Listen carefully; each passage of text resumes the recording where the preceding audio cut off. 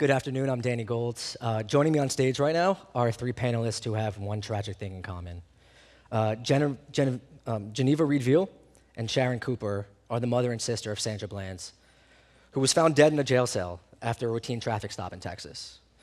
Jahmal Cole is the nephew of Bettie Jones, who was shot dead by Chicago police in her home the day after Christmas. He is also the founder of My Block, My Hood, My City. Thank you all for joining me. First question, I think we'd all like to know a little bit more about Sandra and about Bettie. So Geneva, if you could tell us a bit about your daughter. Oh, Sandy, of course, was a 6-foot diva. She was very, very, very bright, very smart, very assertive. Sandy had come to realize that she had a mission, and she was actively engaged in that mission. She was about the rights of people. She was about the rights of the underdog. And so wherever you were, whatever was going on with you, if you weren't being done right, Sandy was going to stick her face in there. And whether it be protest, whether it be grab signatures, she was going to speak out for the underdog. Sharon? As her older sister, we are one of 5 girls. She was one of 5 girls, so she was number 4 in the pack. She was just someone who was very, a beautiful girl, very intelligent, and I never missed the opportunity to call her unapologetically confident and assertive, because the last time I checked, in this day and age, as a woman in America, it's okay to be assertive and to speak up for yourself in a world where others do the same. So someone who was more than the mugshot that the world met her as. I often tell people that she was a beloved daughter, she was a sister, she was a friend to many, and an aunt, and dearly missed by so many people 7 months later. Has there been any updates into the investigation into her death? The most recent update that we can share with you guys, which is probably what you saw if you didn't allow it to get nestled into the holiday break, is there was a no indictment by the grand jury who was responsible for investigating what happened to her in custody. So there was a decision on December 21st by a Texas grand jury not to indict any of the jailers with regard to any connection to her death. But conversely, the following week, there was a perjury indictment of, I'd like to call him Brian Encinia. He definitely does not deserve the title of officer, as far as I'm concerned. So there was a decision by that very same grand jury to indict him on perjury because he lied about what transpired at the stop and why he essentially removed Sandy from her vehicle, which subsequently led to her being taken into custody. I want to get back to that, but Jahmal, your aunt was known as a pillar of the community. She did work in nonviolence activism. Can you tell us a little bit more about her and what happened to her? Yeah, sure.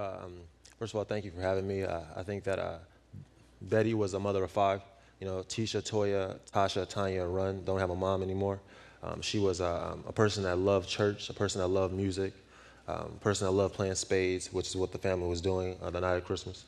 And she was gunned down by a Chicago police officer the morning after Christmas. The Chicago Police Department has said that this was an accident. Unfortunately, this is nothing new for the Chicago Police Department. They're currently under investigation by the federal justice system. But while that investigation is taking place, I want uncompromising justice, not only for my family, but for the LeGrier family as well. And that's something I don't think is going to happen if the case gets sent to a grand jury. Sharon, talking about justice, Brian Encinia is facing a misdemeanor charge. I think 1 year in jail is the maximum he faces? Yes, 1 year in jail with maybe $4,000 fine. Yes. How do you feel about that? I mean, is that, even if he's convicted, does that give you any sense of justice? No, and it's a fair question for you to ask, and I think what it leaves us in as a family and so many other families is this: it's insulting. It's a slap in the face. You know, what people have to understand is that we by no means want our law enforcement to be held to a different standard than our American citizens. However, people have to understand that when you put on a badge and when you take an oath to serve and protect, that is our expectation of you. And when you fall shy of that, then the consequences that are expunged upon you should fit the crime. In this case, he lied about something that set in motion a number of things that put Sandy in the position that she was in. And so for him to possibly face a year in jail is it's insulting in the sense that it doesn't bring Sandy back, and for him to face a year in jail as opposed to being responsible for the loss of a life is just not something that is consistent with what transpired. That's right. And Jahmal, your family is filing a lawsuit against the city of Chicago right now, but you said you don't expect there to be any sort of justice. Yeah, well, I think, like Mr. Bland said, criminal charges against police officers is necessary to create trust and equality within communities. Again, too many times we've seen throughout the country when a police officer chooses to use excessive and deadly force, and then there's ample video support. The prosecutor decides to send the case to a grand jury. It takes about anywhere from a few months to a few years. That quells the public outrage, and ultimately no indictment or no further charges are brought upon the officers. I think that that's an injustice. I think people need to understand the difference between a grand jury and a traditional trial. So in a grand jury, there's no judges, there's no defense attorneys, there's no objections, there's no cross-examinations, and it's done in secrecy to protect the officers. I think the process has repeatedly failed us in Ferguson. The process has repeatedly failed us in Chicago. And again, criminal charges need to be brought upon officers to establish trust within communities. Absolutely. Absolutely. And then speaking of establishing trust, I mean, you couldn't find a more blatant example of when police were actually called to create a situation, to diffuse a situation, to make it safe. And this is what happens. I mean, how do you even start to get back that trust? I think that understanding and leading with empathy, but first of all, just understanding having a police badge either is going to provide you a platform that is going to promote your positivity. If you're a good person, wearing that police badge is going to give you a platform to elevate your good spirit. If you're a bad person, having a police badge is going to give you a platform to elevate your stage for wickedness. And so police officers are not above the law, but they are human beings. So just treat people the way you want to be treated and love before anything.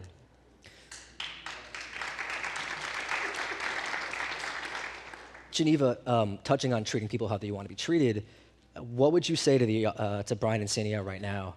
We know that you were very vocal with, I think it was the Chicago Police Board meeting, when you told them that they were criminalizing the victims, which is a situation we see time and time again in the media when a situation like what happened happens. So what would you say to to Brian and Sania? I almost say officer, but I'm going to stop myself. Absolutely. I'm okay with him being called whatever folks want to call him, but he will always be the person who was the impetus to my daughter's death. And so I'm not sure if I'm at a point where I can even be in the same room with the gentleman, but as a mother, and I use that all the time, I would just have to ask, what were you thinking? Honestly, what were you thinking? And when I look at the same tape that the entire world has seen, there is no way I would have treated anyone's child in that manner. And so from a simple warning, we get jail, and then she's gone. I would have to ask the gentleman, what was your issue? Where was your head? And in my mind, as a parent, I don't have that answer. I can't even fathom what he must have been thinking. The stop was over. It was over. And so if you're not able to take care of your aggressive issues that you may have as the person who carries the badge and has the control, maybe you need to have a timeout.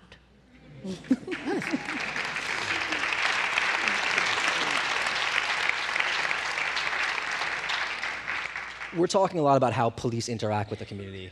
And I think that's one of the bigger pictures at hand. Obviously, these are two horrific cases. But Jahmal, you grew up on the south side of Chicago, a neighborhood that has a reputation for a lot of gun violence and a lot of police presence. How can the police do a better job in these neighborhoods?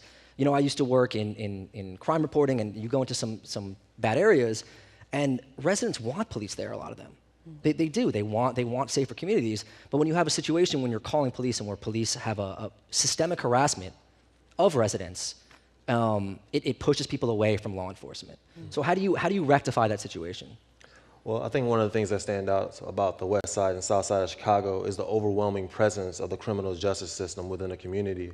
If a teenager lives in East Garfield Park, North Lawndale, or the south side in Chatham, where I stay, seeing a squad car is like a defining social structure of their life. You know, they see them so often. When I jump off the red line, the elevated train in Chicago on 79th, German Shepherds are there sniffing my dogs.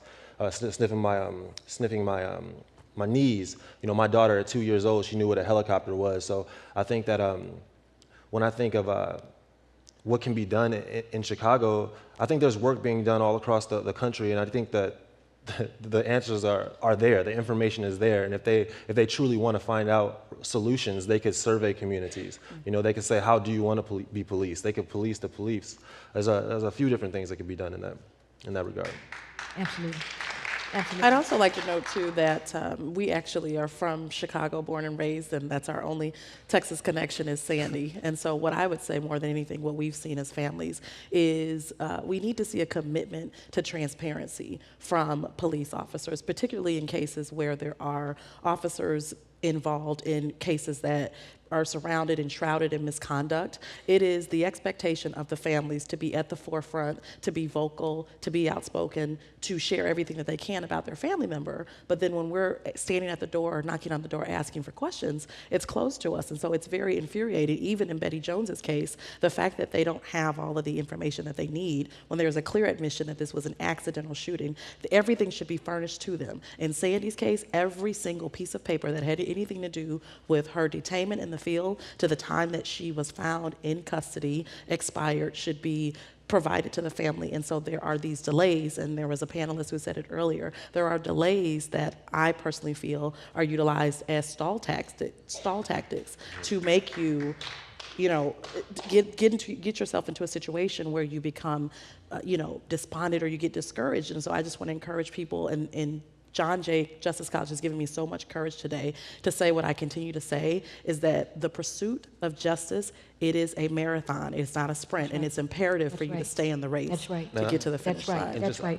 That's right. You go first. I want to also just touch on it that the over-militarization of a community, all these police, at first blush, it appears to be something that is gonna improve safety, but what it is actually it's damaging to your psyche to see that many police. One can make the argument that seeing all the squad cars is damaging to your health. It has a negative impact on education, housing, and employment within a community. So I think we need to start reforming the way we police our communities, maybe having more beat police instead of just squad cars scrambling through the areas. And I just want to take the opportunity to say, just being an individual who, growing up, remembers seeing on the squad car, serve and protect. I want the people to understand. Are we talking about serve and protect, or are we talking about isolate and neglect? Okay? Because that's what's been going on around here. And the biggest part of it is no one's being vocal enough so that movement occurs. So while we're sitting here on this panel and we're going out and we're going state to state, no. Don't just be okay when we're done. And don't just come up and hug me and say, okay, Miss Reed-Veal, I feel you. Oh, God, this is great. Do something. And so if it is, I need to say this. Hang on. And so my thing here is, this is a hand. There's 4 fingers and a thumb. They have different things that they do. If the thumb doesn't show up, guess what? The 4 fingers have a problem. Okay? So if you write letters, you do that. If you're a Department of Justice writer, do that. If you go stand in front of somebody's door, do that. Be careful. Do that. But I'm saying it takes a collective, effort to get change done. And even we're in an election year, I'm not concerned about your promises. If you're in a state where you can literally bring a bill to the floor, if you can do something now, show me what you can do now. I'm not talking about what you're going to do in 2017. You want to see because people are dying now.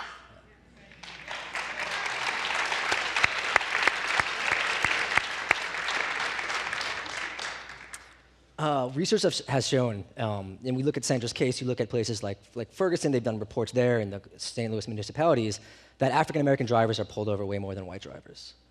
And you were talking about harassment and how it affects people's psyches. How does that affect you when you get behind the wheel of a car? Are you kidding me? Oh my God. Since Sandy's, issue, if I'm in anyone's car now, I make sure the blinker's being used. I make sure I'm looking in my rear view. I make sure I'm right at the speed limit. And unfortunately, you could do all those things, and you will still, this is my case, be stopped, asked for your items, you present your items, and you're stalled there, okay? So I don't know if there's anything you can do to ward off this treatment. But I tell you what, if you're driving around without your proper paperwork, please go get it. just have it when it's there. Because for me, this is a whole different thing. And as I run into women across the world, they say to me, you know what? Now I look in my rear view. Now I use that blinker. Now Sandy comes to my mind every time I see a squad car. And so for us, we go out and we continue to keep her story out. In July, 7 other women died in police custody. What are their names? You understand what I'm saying? Mm-hmm. So we're going to keep speaking. We're going to keep talking about this because it needs to happen. But after the talking, action needs to take place. And each one of us has the power to do it.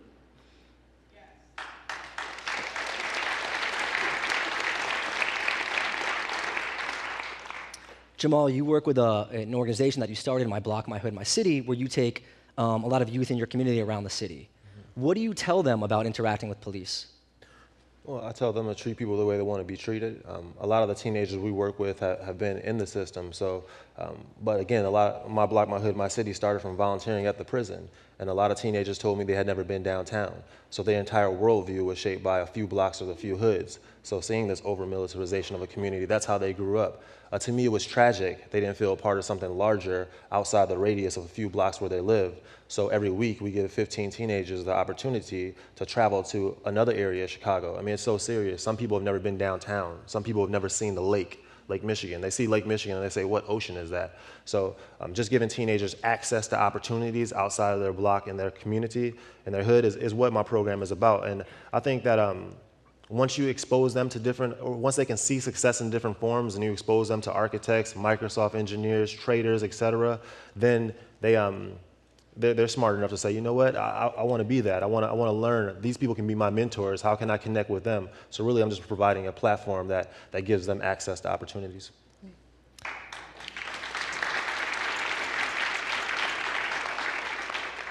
I think I could listen to all of you for like another hour, but more probably. But unfortunately, we're out of time. So I just want to thank you guys for coming down and talking to us. Absolutely.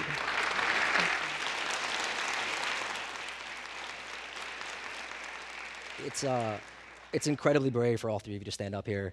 And I think you've definitely motivated a lot of people here just by hearing the applause constantly throughout the panel. So thank you guys very, very much. Thank you for having me. Thank you, John Jay.